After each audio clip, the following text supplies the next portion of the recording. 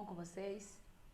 Sejam bem-vindos ao nosso encontro semanal de ciências e vamos concluir a nossa aula desta semana, não é? Já começamos a falar na aula anterior sobre as características das ondas e agora vamos dar sequência, falando em outro tipo de ondas agora, as ondas eletromagnéticas. Vamos lá. Em nosso livro, nós vamos abrir na página 178 e vamos seguir até a página 184. Você saberia explicar o que seriam essas radiações eletromagnéticas? Vamos lá. As radiações eletromagnéticas são formadas por ondas eletromagnéticas. Diferentemente das ondas mecânicas, as ondas eletromagnéticas não precisam de meio material para se propagar, podendo se propagar no vácuo. É o caso da luz ou das ondas de rádio e de televisão, utilizadas na transmissão e recepção de sons e imagens nos meios de comunicação, entre outros exemplos. Aí na imagem, nós vemos um agente de saúde da etnia Kalapalo usando o rádio para se comunicar com o posto médico em querência. As ondas eletromagnéticas se deslocam no vácuo com a velocidade da luz, que é de 300 mil quilômetros por segundo aproximadamente. Enquanto as ondas mecânicas há um meio material que oscila, nas ondas eletromagnéticas o que está oscilando são campos elétricos e magnéticos. Tanto as cargas elétricas como os ímãs, ambos estudados no 8º ano, exercem seus efeitos à distância. Fala-se que cargas elétricas e ímãs criam um campo de força ao seu redor. Assim, dizemos que há um campo elétrico ao redor de uma carga elétrica e um campo magnético ao redor de um ímã. A frequência das ondas eletromagnéticas é obtida a partir dos valores dos campos elétricos e magnéticos, que oscilam por unidade de tempo. Assim, a frequência de uma onda eletromagnética corresponde ao número de oscilações que seus campos elétrico e magnético realizam a cada segundo. As estações de rádio AM, que é a amplitude modulada, por exemplo, transmitem sua programação na faixa dos kHz, de 500 a 1600 kHz. As estações de rádio, que é FM, frequência modulada, transmitem na faixa dos megahertz, que é de 88 a 108 MHz. Radares e fornos de micro-ondas operam na faixa dos gigahertz. Quanto maior a frequência, maior a energia da radiação e menor seu comprimento da onda. Olha aí abaixo, você vê um conjunto de diferentes tipos de radiações eletromagnéticas que estão organizadas de acordo com suas frequências. Da esquerda para a direita, a frequência e a energia da radiação aumentam e o comprimento da onda diminui. Essa organização é chamada de espectro eletromagnético. Vamos conhecer um pouco sobre essas radiações eletromagnéticas. Olha aí. Observe, tem vários exemplos das ondas de rádio, infravermelho, ultravioleta, raio-x e raio gama. Veja que a medida da esquerda para a direita, a frequência e a energia da radiação aumentam e o comprimento de onda diminui. Vamos lá. As ondas de rádio e as micro-ondas. Nos estúdios de rádio e televisão, os sons e as imagens de um programa são captados por microfones e câmeras. Elas então passam por um circuito elétrico em que são transformadas em ondas de rádio, na faixa de 88 a 216 MHz, e transmitidas por antenas. Quando a transmissão é feita via satélite, as ondas enviadas pela antena estão na faixa das micro-ondas, que fica entre 300 MHz a 300 GHz. E após percorrerem a atmosfera na velocidade da luz, são captadas por um satélite. As micro-ondas são usadas nas transmissões de comunicação, porque elas conseguem atravessar facilmente a atmosfera terrestre, com menos interferência do que as ondas de frequência mais baixa e comprimento de onda mais largo, como as ondas de rádio ou de TV, por exemplo.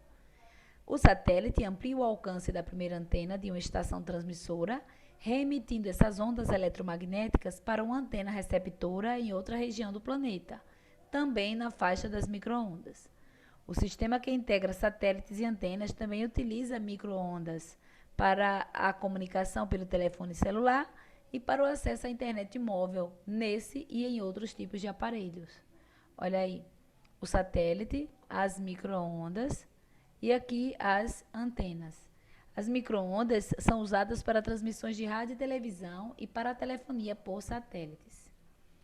Esses sistemas de telecomunicações usam os chamados satélites geoestacionários, que levam 24 horas para completar uma volta em torno da Terra. Esse nome é dado porque para um observador na Terra, esses satélites parecem ficar parados sobre o mesmo ponto da Terra. O que acontece é que esses satélites que estão a cerca de 40 mil quilômetros da superfície do planeta, exatamente sobre o Equador, movimentam-se acompanhando a rotação da Terra. Então, quem olha da Terra tem a impressão que ele está parado, mas ele acompanha o movimento de rotação da Terra. Então, ele gira junto com a Terra. Desse modo, quando você mexe no botão de sintonia do rádio ou aciona o controle de TV para sintonizar uma estação ou um canal, por exemplo, está regulando seu aparelho receptor para captar determinada frequência de onda emitida pela estação ou pelo canal escolhido. Outra aplicação das ondas de rádio é o GPS, que é a sigla para a expressão em inglês, olha aí a palavra Sistema de Posicionamento Global. É um sistema que permite a um usuário, terrestre, marítimo ou aeronáutico, determinar sua posição na superfície do planeta, latitude, longitude e altitude, com base em ondas de rádio com uma frequência aproximada de 1,2 GHz, vinda de 31 satélites artificiais que giram ao redor da Terra. Para ser utilizado, o GPS necessita apenas de um receptor que capte o sinal emitido pelos satélites, Atualmente, muitos aparelhos de telefone celular possuem os receptores de GPS. Além de ser aplicado na aviação e na navegação marítima, esse sistema tem sido cada vez mais usado na navegação terrestre, para localizar endereços e ajudar no deslocamento das pessoas. Olha aí. Algumas estruturas astronômicas, como galáxias distantes e estrelas, emitem uma grande quantidade de ondas de rádio. Essas ondas não são visíveis aos nossos olhos e não podem ser captadas por telescópios ópticos, que apenas captam a luz visível. Para percebê-las, portanto, são utilizados os radiotelescópios, que captam por meio de uma superfície parabólica essas ondas emitidas por aqueles corpos celestes e as refletem a um receptor muito sensível, permitindo reconstruir as informações. Veja aí na figura. As ondas de rádio são usadas também em uma técnica que permite observar imagens do interior do corpo humano, sem os riscos à saúde dos raios-x. É a ressonância nuclear magnética. Você já ouviu falar desse tipo de exame, que se faz da ressonância magnética? É um exame muito bom, bem detalhado e muito caro, Caríssimo. A técnica permite diagnosticar vários problemas de saúde nos órgãos internos, inclusive em partes moles do corpo, como cartilagens, músculos, coração e outros órgãos que são poucos visíveis em exames de raio-x. Continuando, nessa técnica, olha aí, olha a máquina aí, a pessoa fica no interior de um campo magnético. O aparelho emite ondas de rádios que se chocam com os átomos do corpo e são refletidas, mudando sua trajetória. Nessa mudança de trajeto das ondas, são emitidas pequenas correntes elétricas. A intensidade do sinal elétrico varia de acordo com o tipo de tecido, O equipamento capta esses sinais e uma imagem é produzida por um computador. Então, olha aí a imagem que está sendo produzida através desse aparelho. O campo magnético produzido nesse exame é muito forte, como um campo gerado por um ímã muito poderoso. Por isso, pessoas com implante de metal no corpo, marca-passo ou outras peças metálicas não podem realizar o exame, entre outras contraindicações. Por fim, as microondas também são emitidas pelo forno de microondas. A frequência da onda escolhida neste caso é justamente a frequência natural de vibração das moléculas de água, que é 2,45 GHz. Dessa forma, ao serem atingidas pelas microondas, as moléculas de água dos alimentos começam a vibrar mais rapidamente, aumentando assim a temperatura da comida. Olha aí o movimento das ondas. O prato giratório, você já conhece, né? Vocês podem estar dando uma olhada aí nesse esquema. Uma olhada melhor. Vamos falar de outro tipo de onda, né? De outra radiação, que é o infravermelho. É um tipo de radiação eletromagnética com frequências variáveis, entre cerca de 3,10 elevada a 11, né, Hz e 4 vezes 10 elevada a 14 Hz, não sendo visível pelos olhos humanos. Apesar de não ser visível, a radiação infravermelha pode ser percebida como calor devido a terminações nervosas especializadas na pele. Todos os corpos emitem a radiação infravermelha com maior ou menor intensidade, dependendo de sua temperatura. Da mesma forma, os corpos absorvem e são aquecidos por essa radiação recebida de outros corpos ao redor ou mesmo de corpos distantes, como é o caso de raios infravermelhos do Sol, que chegam ao planeta. Quando ficamos expostos ao Sol, por exemplo, recebemos uma grande quantidade de radiação infravermelha. Gente, observe essa imagem aqui, ó, que é gerada por uma câmera de infravermelho mostrando emissão de calor por homem usando o computador. Na posição direita da figura há uma escala de temperatura, né? Note que o corpo do homem e o computador emitem mais radiação infravermelha do que o resto do ambiente. Olha aí. É onde tem mais calor, né? Aí vem a luz visível. No próximo capítulo, vamos estudar algumas propriedades da parte visível do espectro eletromagnético, ou seja, da luz visível, uma vez que somente enxergamos ondas nessa faixa de espectro eletromagnético. Você já percebeu que a luz em postes de iluminação acende quando escurece e apaga quando amanhece? O mesmo acontece com as luzes que iluminam áreas como garagens e corredores. O que provoca o acendimento e o desligamento de luz é um dispositivo chamado fotocélula, também denominado relé fotoelétrico. Esse dispositivo aciona a iluminação automaticamente quando há baixa luminosidade no ambiente e a luz se mantém acesa durante a noite. Pela manhã, a fotocélula detecta o aumento da luminosidade e a luz é desligada. Olha aí, veja aqui, a fotocélula tem um sensor de luminosidade. Ao ser exposto a uma certa quantidade de luz, o sensor gera um sinal elétrico que abre ou fecha um circuito elétrico. É como quando acionamos um interruptor comum, só que nesse caso, o que desencadeia a abertura ou fechamento do circuito é a existência ou não de um sinal elétrico. E a lâmpada acende quando há passagem de corrente elétrica e apaga quando não há. Mais outra radiação, os raios ultravioleta. Acima da frequência da luz visível estão os raios ultravioletas, com frequência variante, né, de 10 elevado a 15 Hz e 10 elevado a 17 Hz.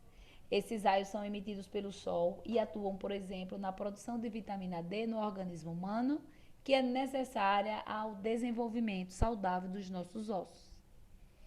Mas a gente já sabe, né, que a exposição excessiva aumenta o risco de doenças, né, como câncer de pele. Aí vem os raios-x, que eles se encontram na faixa do espectro de 10 elevado a 17 Hz e 10 elevado a 20 Hz. E são particularmente úteis à medicina, não é? Produzidos por máquinas elétricas, eles geram imagens que servem para detectar problemas nos ossos e em outros órgãos do corpo. São absorvidos pelos ossos, né, mas atravessam tecidos menos densos. Então, se uma parte do corpo for exposta aos raios-x e estes forem captados no filme fotográfico, os ossos aparecem como regiões mais claras que não foram atravessadas pelos raios. Em fundo escuro, né, as regiões que foram atravessadas.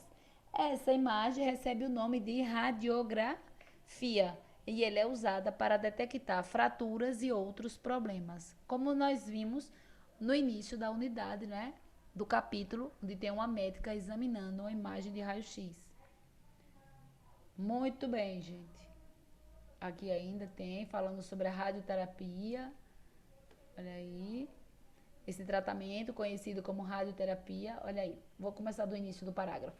Apesar de efeitos prejudiciais, quando usados sob condições controladas, os raios-x e os raios gama são capazes de destruir certos tumores. O raio-x é bom, mas ele também tem os seus riscos, né? A gente usa para fazer o exame, mas não é aconselhável que faça com frequência, né, raio-x. Só faz quando é necessário mesmo. Mas observe que se usa roupa para se proteger, né? A pessoa que está fazendo o exame usa uma capa de chumbo para se proteger, porque nós não enxergamos esses raios, mas eles fazem muito mal também.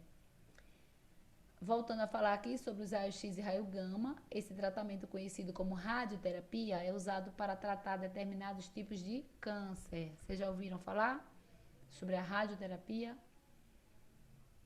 Olha aqui, que é o raio X e os raios gamas. Cada um na sua especialidade e todos eles contribuem bastante com a medicina, né, para o tratamento, para o diagnóstico de doenças e também o tratamento das mesmas. Vamos para a nossa atividade, gente? Questão número 1 e número 5. São duas questões, tá certo? Da página 190.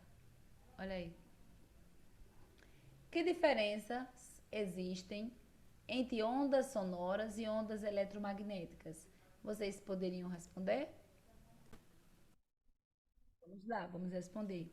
Ondas sonoras e ondas eletromagnéticas. As ondas sonoras, né, elas são ondas longitudinais e só se propagam em um meio material. No caso, ela é uma onda que precisa ter um meio para se mover, para se propagar. Já as ondas eletromagnéticas não precisam, né? Elas se propagam mesmo no vácuo, né, que não tem nada. Elas se propagam dessa forma, então são diferenças. As ondas eletromagnéticas são ondas transversais e podem se propagar no vácuo. No caso, a onda sonora não pode se propagar no vácuo. As eletromagnéticas, sim. Gente, a questão 5, olha aqui, leia com atenção, certo? Capricha aí na resposta e envie ao professor, tá bom?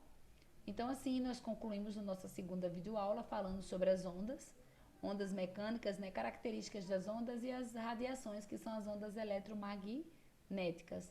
Na próxima semana, a gente retorna fazendo o reforço desse conteúdo, tá bom?